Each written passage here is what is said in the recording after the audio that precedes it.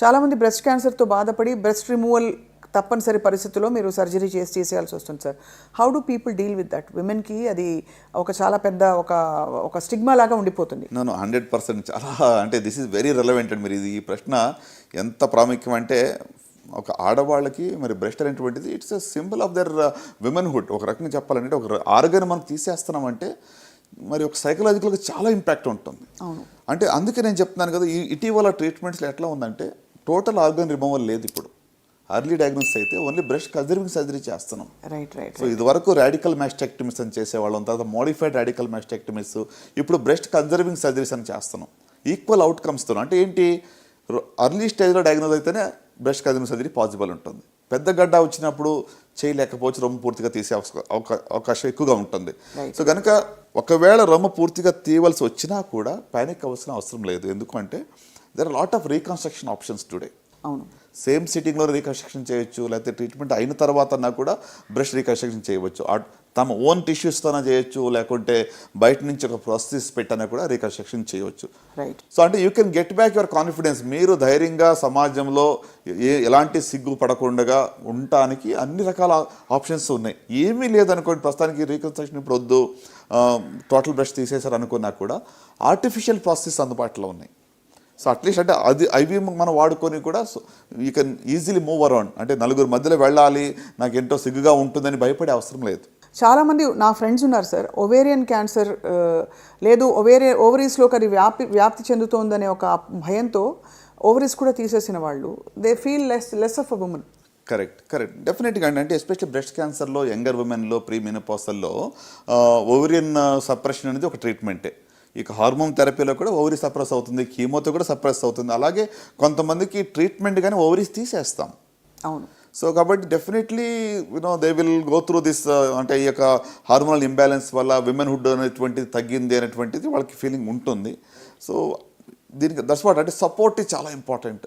అన్ని రకాలుగా friends, families, counsellors, doctors, society at large is responsible.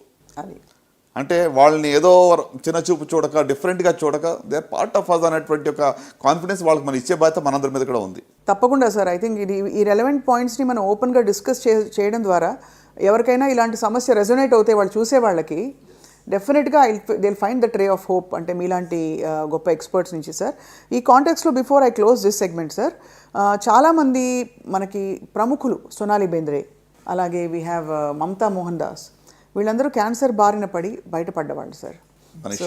Manisha Koirala గారు, వాళ్ళు ఇన్ఫ్యాక్ట్ వాళ్ళు ఇది చేసి మొత్తం హెయిర్ షేవ్ చేసేసుకుని కూడా అది ప్రౌడ్గా they have actually held up their image and their confidence. అవునండి.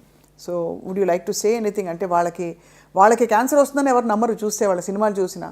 అంటే క్యాన్సర్ ఈజ్ అందరికీ ఎవరికైనా రావచ్చు, but at the same time it can be cured అని ప్రూవ్ చేసిన వాళ్ళు. అవునండి. ఫర్ ఎగ్జాంపుల్ ఇప్పుడు మీరు ఇందాక చెప్పినట్టుగా మనీషా కొయిరాలా కానివ్వండి, లేకుంటే సోనాలి బెంద్రే గారు, ఎంతో మరి వాళ్ళు ఏదో అర్లీ స్టేజ్లో కనుగొని ఈజీగా ఫైట్ చేసి వచ్చిన వాళ్ళు కూడా కాదు. They fought with the disease which was relatively advanced. అంటే నేనేమంటానంటే హోప్ అనేది రియల్ అనేది నమ్మాలి first. Right, it is real. నిజంగానే మేము బయటపడే అవకాశం ఉంది అనే దాన్ని ఫస్ట్ మనం నమ్మాలి. మనకే హోప్ లేనప్పుడు ఎవరు ఎన్ని చెప్పినా ఒక నెగిటివ్ మైండ్ సెట్తో ఉంటే యూ కెనాట్ ఓవర్కమ్. సో వీళ్ళు బయటకు పడ్డారంటే ధైర్యంతో పోరాడారు. ఒక హోప్ అనేది నిజంగానే వాళ్ళు పెట్టుకుని పాజిటివ్ ఎమోషన్స్తో ముందుకు వెళ్ళి దే హ్యావ్ ఎండ్యూర్డ్. ఈ పెయిన్ని వాళ్ళు సహించుకుంటూ ముందుకు వెళ్ళారు, బయటపడ్డారు. సో ద మెసేజ్ ఈస్ అంటే నయం అవుతుందా లేదా అన్న దానికి వస్తే 100% నేను చెప్పలేనేమో, కానీ హోప్ ఉందా లేదని అడుగుతారు. హోప్ నిజంగానే ఉంది.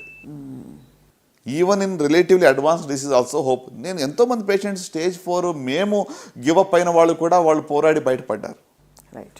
So given that it is real. అంటే ఏదో ఊరికనే ఒక హాస్పిటల్ వాళ్ళు డాక్టర్స్ వ్యాపార రీతిగా ఏదో వీళ్ళు బాగుంటుంది, బాగు చేస్తామని చెప్పి వాళ్ళని బండి గెనటానికి, లేకపోతే ఒక కమర్షియల్ ఇంట్రెస్ట్తో ట్రీట్మెంట్ ఇస్తారని కూడా చాలాసార్లు ఇప్పుడు నమ్మకం తగ్గిపోయిందండి హాస్పిటల్స్ మీద, డాక్టర్స్ మీద. సొసైటీలో నిజంగా చెప్పాలంటే చాలా వరకు ఆ యొక్క ట్రస్ట్ తగ్గింది.